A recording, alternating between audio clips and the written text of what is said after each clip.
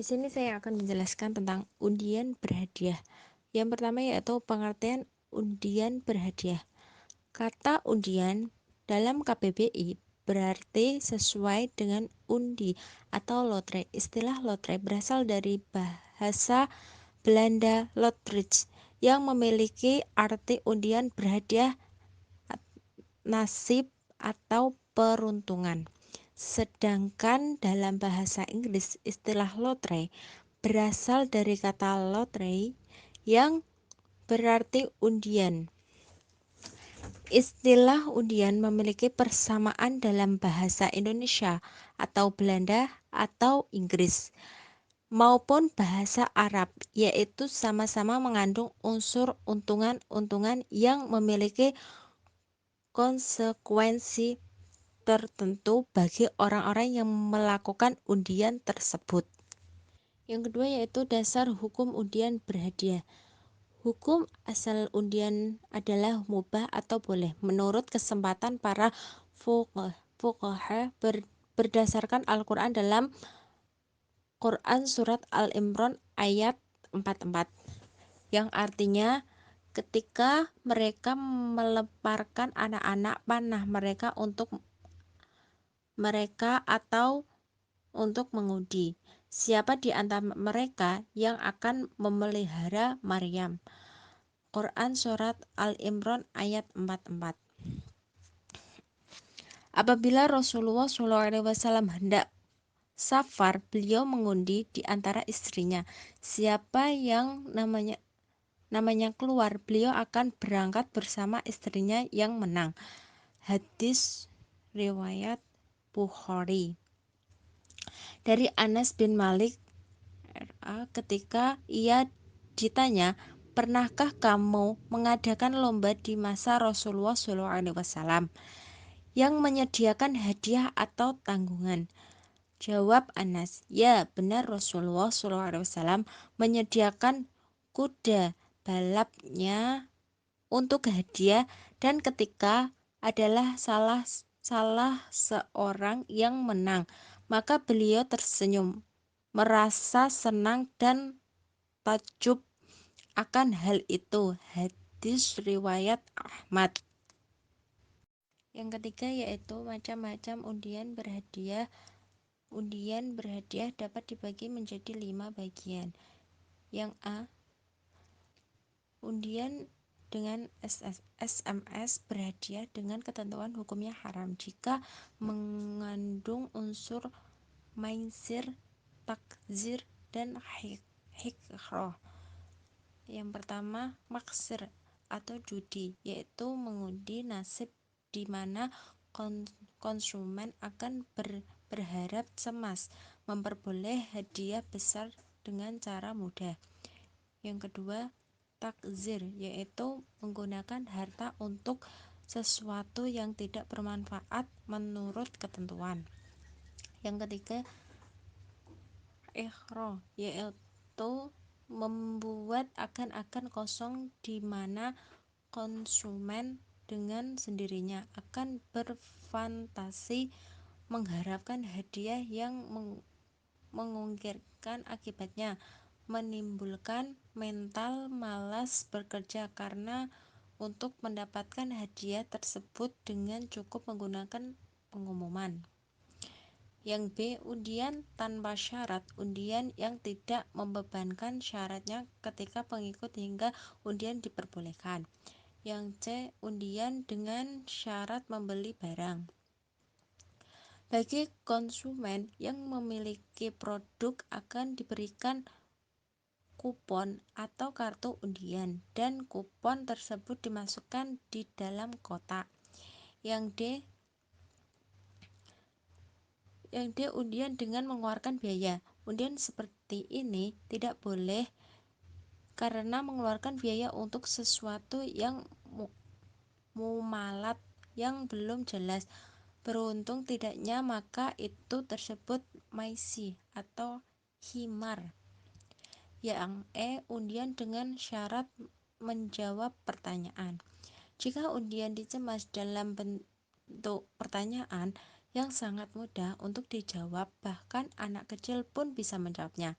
Maka hal ini tersebut himar. Namun, jika pertanyaan yang diberikan sulit, di mana seseorang harus berpikir atau berilmu untuk menjawabnya, maka hal ini termasuk dalam pemberian hadiah yang dibolehkan.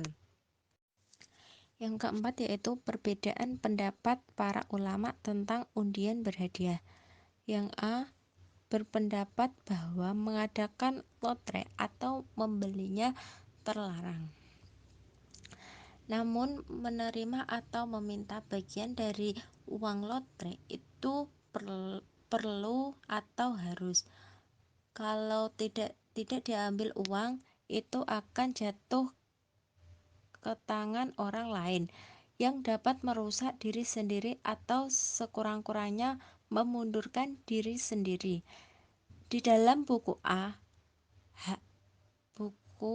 Hasan yang berjudul Soal Jawab tentang berbagai masalah agama, dijelaskan bahwa kebanyakan para ulama mengharamkan lotre sekalipun hasil lotre tersebut digunakan untuk derma atau membangun sekolah, pesantren atau madrasah diniyah atau rumah jombo, asrama yatim piatu, dan lain sebagainya. Pasalnya, menurut kebanyakan ulama, derma yang diberikan ini tidak atas dasar keikhlasan, sedangkan dalam konteks Islam, ikhlas merupakan salah satu masalah yang dianggap pokok. Yang B. Muhammad Ali Hasan, lotre yang semacam tersebut judi yang tidak terlepas dari mengadu nasib atau untung-untungan. Sepintas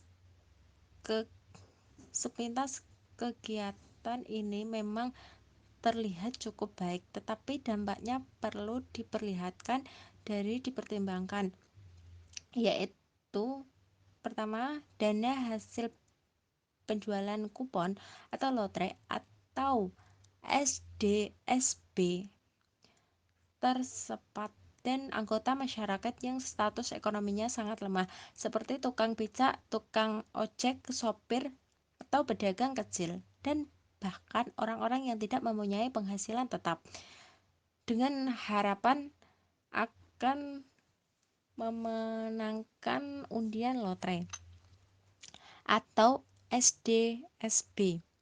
Itu uang yang diperbolehkan dengan susah payah dihabiskan untuk membeli lotre dan bukan mementingkan keperluan rumah tangga. Yang C.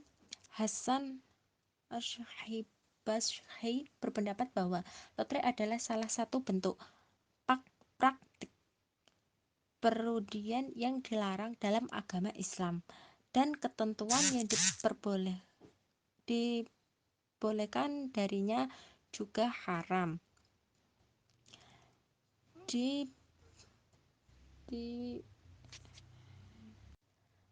Penakan diharamkannya adalah terletak pada adanya unsur memakan harta orang lain secara takhil atau penipuan dan kebodohan.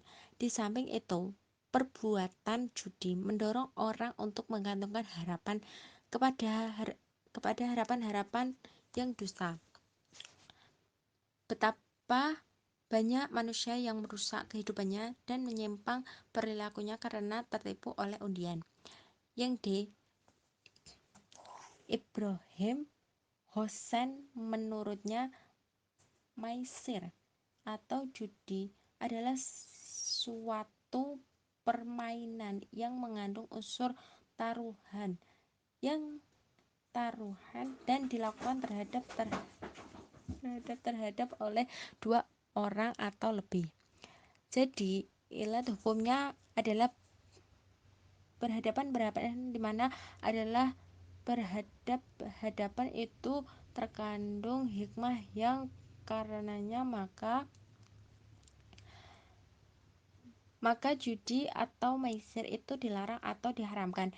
Hikmah tersebut yaitu akan disebabkan timbulnya permusuhan di kebencian atau pelaku yang menyebabkan mereka lupa karena Allah serta lainnya dan kewajiban-kewajiban agama.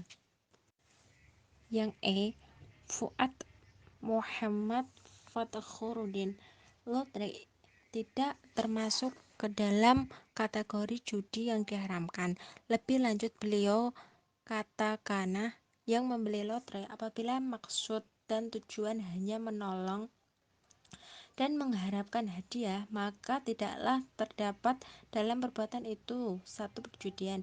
Apabila tujuan itu tertentu semata-mata mendapatkan hadiah, itu hadiah ini pun tidak tergolong oleh Imam Syafi'i. Ialah kedua belah pihak yang berharap masing-masing menghadapi kemenangan atau kekalahan. Yang B. Solusi menghindari undian berhadiah. Yang pertama, 1. Cermati pengirim pesan. 2. Perhatikan tautan yang diberikan. 3. Waspadai untuk permintaan informasi pribadi dan biaya. 4. Hubungi pihak penyelenggara.